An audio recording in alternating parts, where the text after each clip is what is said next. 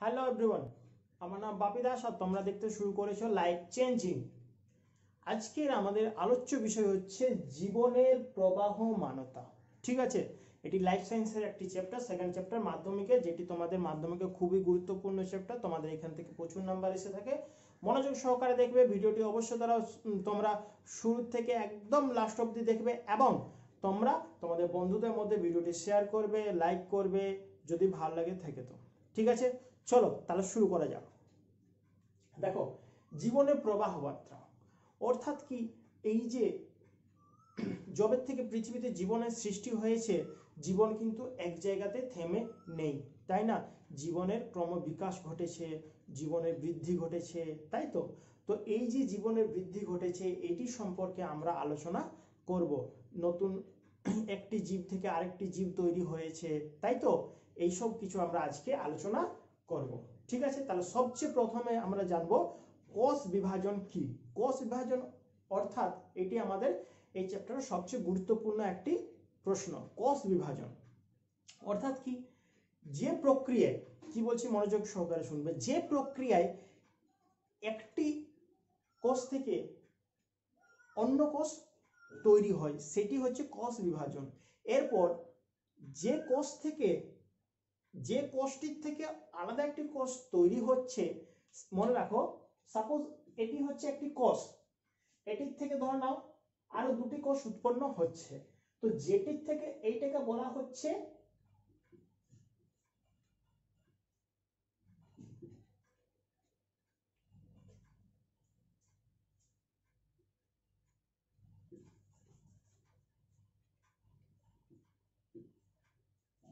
এটিকে বলা হচ্ছে মাতৃকোষ বা জনিত্র কোষ।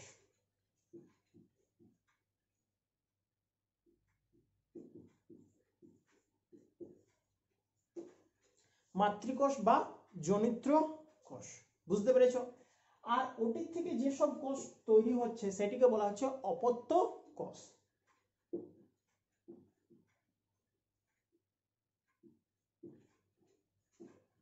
সেটিকে বলা হচ্ছে অপত্য কোষ। তাহলে যদি আমরা যদি ডেফিনেশন বলি তাহলে কি হবে, যে প্রক্রিয়ায়, যে প্রক্রিয়ায় একটি জনিত্র কোষ থেকে দুটি বা তার বেশি কি সৃষ্টি হয়, অপত্য কোষ সৃষ্টি হয়, তাকে বলা হচ্ছে কোষ বিভাজন। বুঝতে পেরেছ? দেখো, এই যে কোষ বিভাজন আছে, এই কোষ বিভাজনটা বিজ্ঞানী ফ্লেমিং সর্বপ্রথম পর্যবেক্ষণ করেছিল। ঠিক আছে, তো পরীক্ষা অনেক সময় এসে থাকে যে কোন বিজ্ঞানী এটা সর্বপ্রথম পর্যবেক্ষণ করেছিল। কে করেছিল? বিজ্ঞানী ফ্লেমিং। সালামান্ডারের দেহ থেকে এটি পর্যবেক্ষণ করেছিল বিজ্ঞানী ফ্লেমিং। ঠিক আছে, তো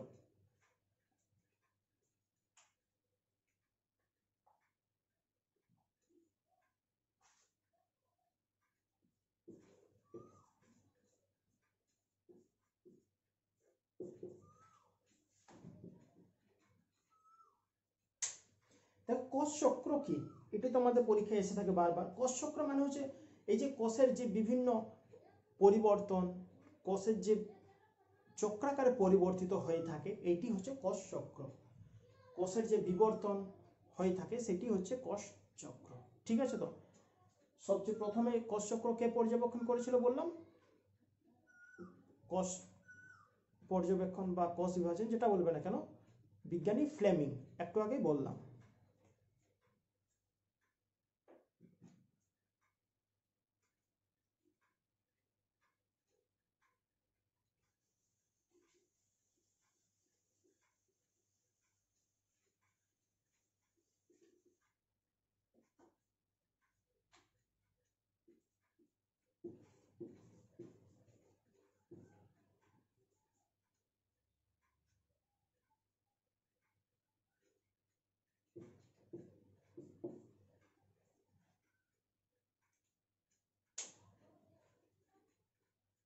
দেখো, তোমাদের সবচেয়ে যে ইম্পর্টেন্ট সেটি হচ্ছে ক্রোমোজোম। ক্রোমোজোম থেকে কোষের পরিবর্তন, মানে কোষের আর কি নতুন কোষ তৈরি হয়ে থাকে। তাহলে ক্রোমোজোম কাকে বলে এটি তোমাদেরকে আগে জানতে হবে। ক্রোমোজোম হচ্ছে নিউক্লিয়াসের নিউক্লিয় জালিকার থেকে উৎপন্ন। কি বললাম, নিউক্লিয়াসের নিউক্লিয় জালিকা। নিউক্লিয়াস সম্পর্কে তোমরা পড়েছো, নিউক্লিয়াসের বিভিন্ন অংশ থাকে, তার মধ্যে একটি অংশের নাম হচ্ছে নিউক্লিয় জালিকা। নিউক্লিওপ্লাজম, নিউক্লিয় জালিকা, নিউক্লিয় লাশ, নিউক্লিওপ্লাজম, এরকম অনেক কিছু থাকে। তো তার মধ্যে হচ্ছে নিউক্লিয় জালিকা। নিউক্লিয় জালিকা থেকে উৎপন্ন সাধারণত প্রোটিন ধর্মী, কি হচ্ছে প্রোটিন ধর্মী, যেটা কি করছে কোষের পরিবর্তন করছে, অর্থাৎ কোষ বিভাজনে সহায়তা করছে। ঠিক আছে, তো সেটি হচ্ছে ক্রোমোজোম। আমি কিন্তু শর্ট প্রসেসে বলছি, তোমরা যেভাবে মনে রাখতে পারবে। বইয়ের তোমাদের যে ডেফিনেশন আছে একটু কিন্তু কঠিন ভাবে থাকে, আমি তোমাদেরকে একটু সহজভাবে তোমাদেরকে বলছি। ঠিক আছে, তো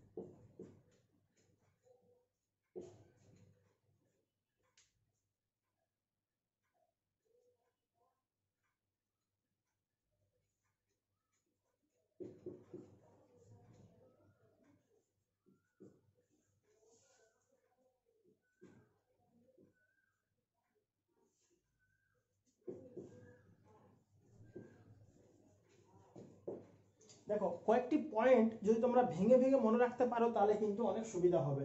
নিউক্লিয় জালিকা থেকে তো উৎপন্ন, প্রোটিন দিয়ে তৈরি, কোষ বিভাজনে সহায়তা করে, তাছাড়া বংশগত বৈশিষ্ট্য বহন করে নিয়ে যায়। এটি হচ্ছে সবচেয়ে ইম্পর্টেন্ট, এইটি হচ্ছে সবচেয়ে বেশি ইম্পর্টেন্ট। ক্রোমোজোমের কাজ হচ্ছে বংশগত বৈশিষ্ট্য বহন করে নিয়ে যাওয়া। ঠিক আছে, তো এটি হচ্ছে ক্রোমোজোমের ডেফিনেশন। তোমরা যদি এইরকম পয়েন্ট দিয়ে দিয়ে এগুলো যদি ভালো করে যদি মনে রাখো, যেমন কি নিউক্লিয় জালিকা থেকে উৎপন্ন হবে, প্রোটিন দিয়ে গঠিত জীবের বংশগত বৈশিষ্ট্য বহন করে যে নিয়ে যায় তাকে বলা হচ্ছে ক্রোমোজোম। এইভাবে মনে রাখলে তোমাদের আরো বুঝতে সুবিধা হবে। জাস্ট মেন পয়েন্টগুলো তোমরা যদি পারো তো খাতাতে একটু টুকে নেবে, ওগুলোর থেকে তোমাদের আরো করতে সুবিধা হবে। বুঝতে পেরেছো?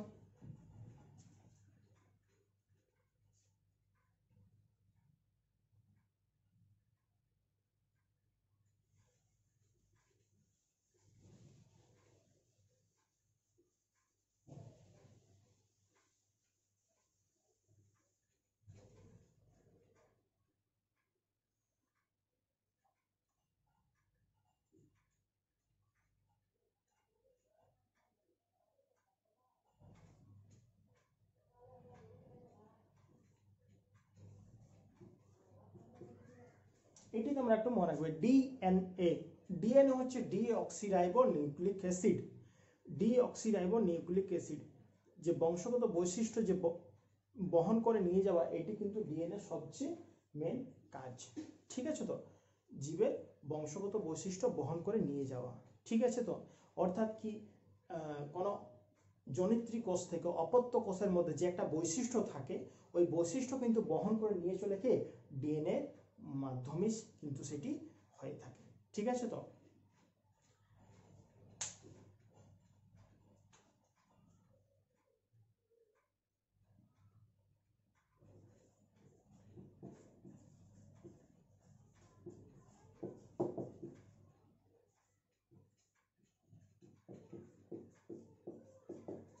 অনেক সময় এসে থাকে জিন। কি জিন হচ্ছে ডিএনএ বিশেষ অংশ হচ্ছে জিন। বুঝতে পেরেছো? ডিএনএ যে বিশেষ অংশ সেটি হচ্ছে জিন। তোমাদের এটা কিন্তু ইম্পর্টেন্ট।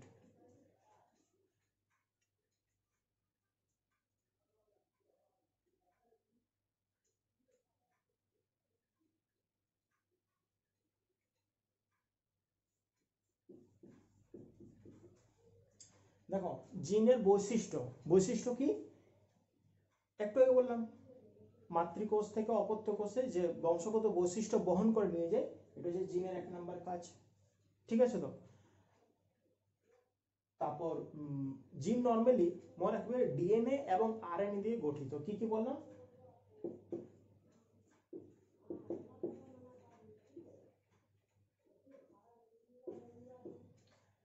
ডিএনএ এবং আরএনএ। ডিএনএ বললাম D oxy ribo nucleic acid, RNA কি হচ্ছে ribo nucleic acid.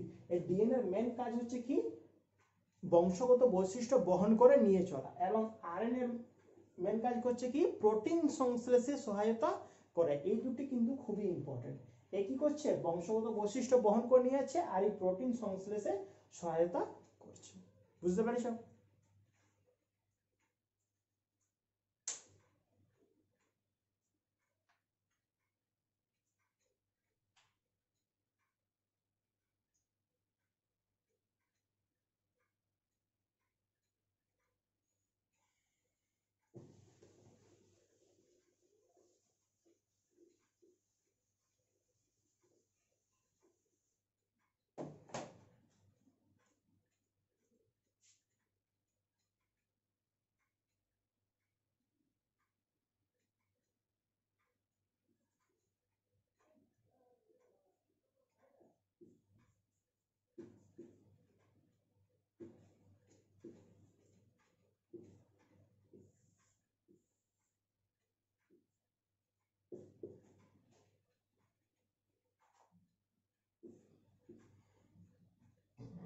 Chromosome, chromosome normally দু রকমের হয়ে থাকে, একটি হচ্ছে অটোজোম এবং একটি হচ্ছে সেক্স ক্রোমোজোম।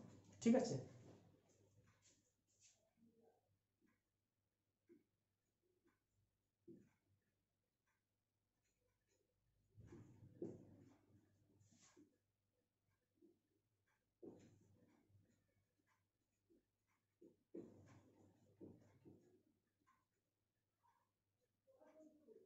কি বললাম একটি হচ্ছে অটোজোম এবং একটি হচ্ছে সেক্স ক্রোমোজোম। এটি তোমরা ভালো করে মনে রাখবে। ঠিক আছে তো?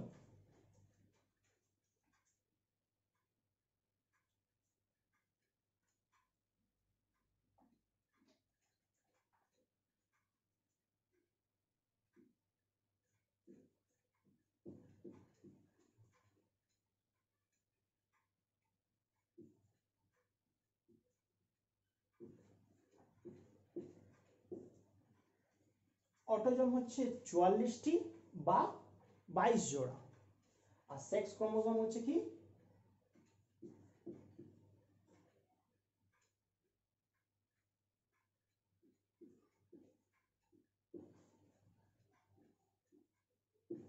2টি বা 1 জোড়া। যদি মোট ক্রোমোজোম সংখ্যা আসে তখন লিখবে কি দেখো এখানে 44 আর এখানে 2টি, তাহলে 46টি অর্থাৎ 23 জোড়া। ঠিক আছে, মোট ক্রোমোজোম হচ্ছে মোট ক্রোমোজোম হচ্ছে 23 জোড়া। তার মধ্যে 44টি হচ্ছে আমাদের অটোজোম এবং 2টি হচ্ছে সেক্স ক্রোমোজোম। ঠিক আছে তো?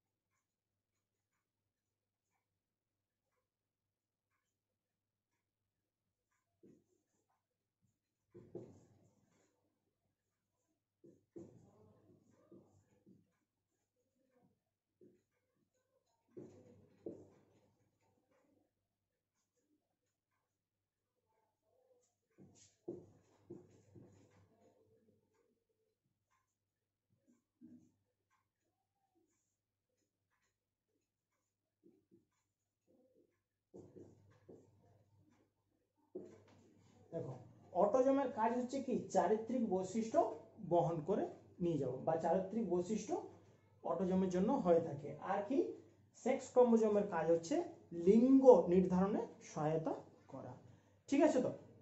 দেখো চারিত্রিক বৈশিষ্ট্য, এবার দেখো লিঙ্গ নির্ধারণটা একটু ভালো করে বুঝে দিচ্ছি। দেখো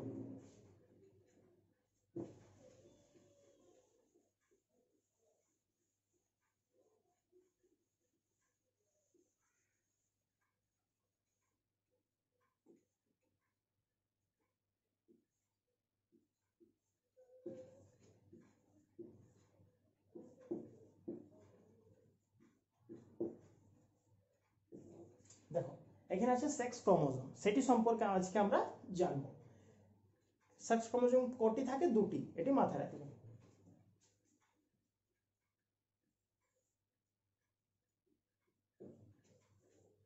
দেখো ডাব্লিউ ওমেন বুঝাচ্ছে, এম মেন বুঝাচ্ছে। ভালো করে মনোযোগ সহকারে শুনবে। এখানে যে দুটি সেক্স ক্রোমোজোম থাকে সেটি হচ্ছে এক্স এক্স, আর মানুষ দেহে যে সেক্স ক্রোমোজোম থাকে সেটি হচ্ছে মানে মানব দেহে আর কি, পুরুষ আর কি, পুরুষ দেহে যেটা থাকে সেটি হচ্ছে এক্স ওয়াই। তাহলে বুঝতে পারছো এক্স এক্স হতে গেলে সেটি হবে মহিলা, এবং এক্স ওয়াই হলে সেটি হবে পুরুষ। এটি বুঝতে পেরেছ? এরপর দেখো নর্মালি কি হয়ে থাকে, এখান থেকে কি দিতে পারে এক্স,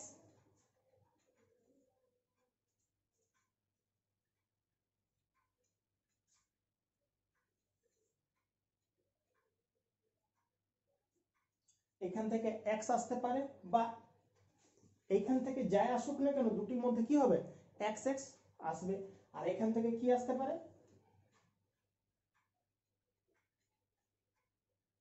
এক্স আসতে পারে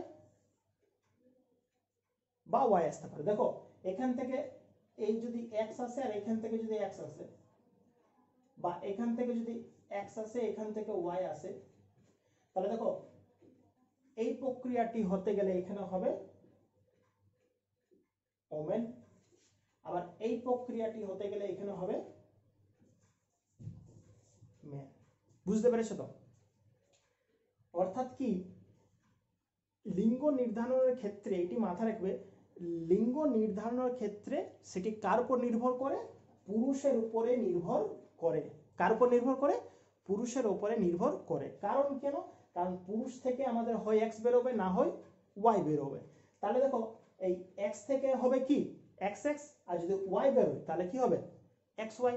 তাহলে এর থেকে আমরা কি নির্ধারণ করতে পারি যে মানুষই হচ্ছে মানে পুরুষ মানুষ হচ্ছে লিঙ্গ নির্ধারণের প্রধান।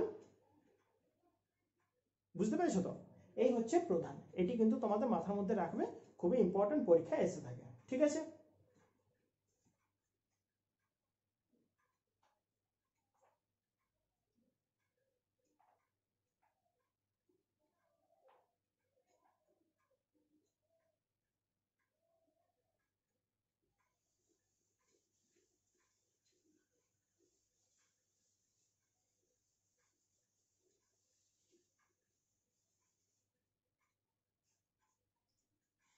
আজ এত দূর অবধি থাক, কারণ অনেক বড় চ্যাপ্টার, তোমাদের পুরোটা কমপ্লিট করতে সময় লাগবে। ঠিক আছে তো? তো তোমরা মনোযোগ সহকারে দেখবে প্রথম থেকে একদম অবশ্যই লাস্ট থেকে প্রত্যেকটা ভিডিও আমার দেখবে, তোমাদের খুবই উপকারিতা হবে। ঠিক আছে তো? ঠিক আছে, ভালো থেকো, ধন্যবাদ।